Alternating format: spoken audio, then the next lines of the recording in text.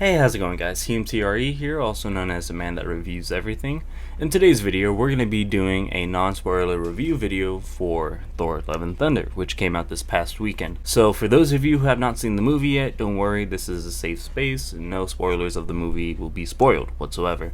I'm just going to be sharing my thoughts on the movie, giving you guys my overall opinion. So with all that being said, let's jump into the review for Thor Love and Thunder. Thor Love and Thunder was directed by Taika Waititi, who is known for directing Thor Ragnarok and also other films like Jojo Rabbit and The Hunt for the Wilder People. And I personally liked all those movies, including this one, Thor Love and Thunder. But I do have some problems with Thor Love and Thunder. So the first one being that it's too funny. You know, this movie is honestly the funniest MCU movie ever made. And this is funny that I'm complaining about a movie being too funny. But for this case, for Thor Love and Thunder, it was too funny. Especially with the topics they were trying to cover. It was just the fact that they used joke after joke after joke. Every character, even Christian Bale's Gore the God Butcher, who is the main villain of this movie, he even cracks a few jokes in this movie, and it takes away from the seriousness to me.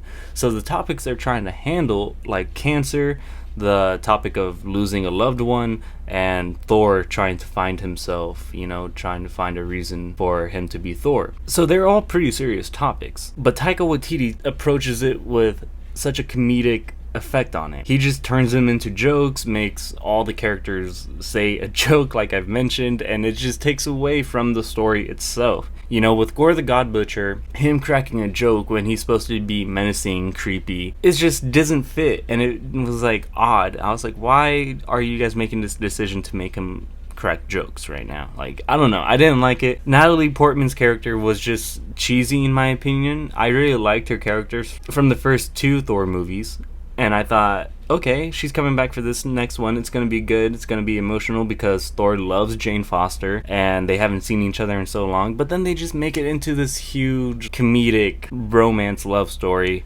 And I don't know. It was just so weird to me.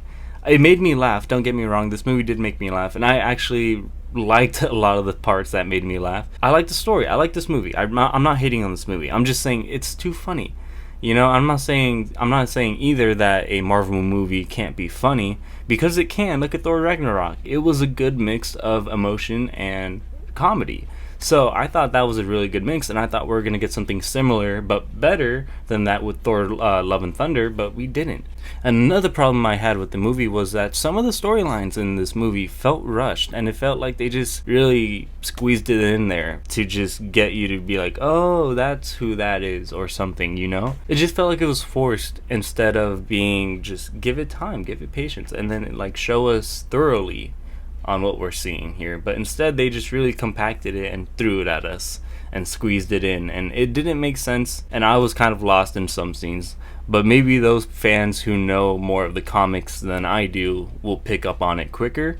You guys will know what I'm talking about when you guys see it. Maybe some of you who have already seen it know what I'm talking about or feel the same as I do. But overall, I'm not saying it's a bad movie. It is a good movie. I like the story. I just wish that they wouldn't have been so comedic with it.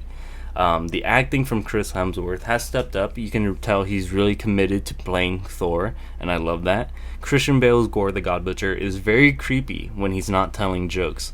I just wish we got to see more of him because it felt like he wasn't really in the movie that much. Valkyrie, she was really sidelined throughout this whole movie. It felt like she was hardly there, and it doesn't even feel like she was the same character from Thor Ragnarok. And the visuals in this movie too were really good. That's probably my favorite thing about this movie, were the visuals. Taika Waititi brought a very colorful and vibrant feel to the first Thor Ragnarok, and he does it again with this one, but makes it even better. I really love when the film goes to black and white and they show some color. We get to see some of those scenes in the trailer, but when we get to see it as a whole, oh my god, it's so good, and I really like it. I don't know, it's just visually pleasing to watch. That's what this movie is. But there's some of the scenes where the CGI is very questionable, where it's like, that's a Marvel scene. Like, I don't know, it didn't look top notch, it didn't look clean, it just looked like they just threw that in there last minute. You'll know some of the scenes I'm talking about. All I'm gonna say is Ghost. I don't know. Let's just say that. I don't want to give too much away, but I'll say Ghost. Also, Kurt Russell, I just forgot about him. his portrayal as Zeus was really, really weird. He had like an Italian accent, and I was just like, this is not how Zeus would act. I don't know, that's another thing. He was trying to be funny. Why are you making Zeus funny?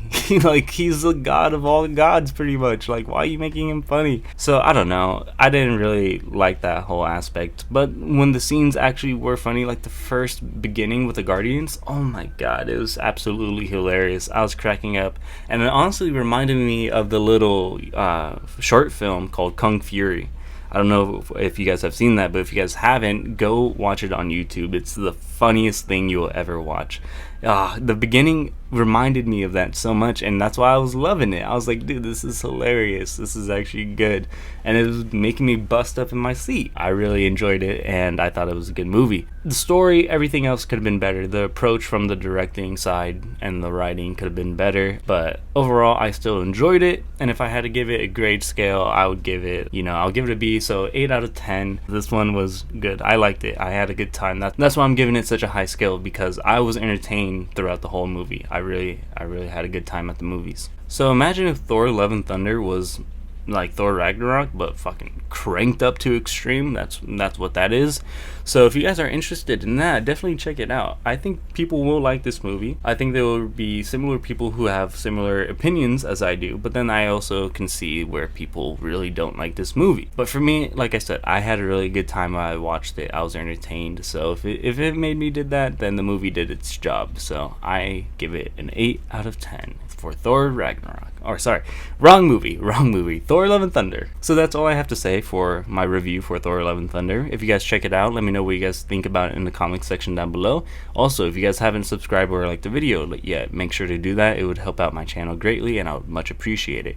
So thank you guys again for checking into today's video. I'll be having upcoming videos posted shortly, and yeah, thank you guys again. My name's TMTRE. I hope you guys have a good day today. Stay safe, spread the love, and I'll see you guys in the next video. Peace.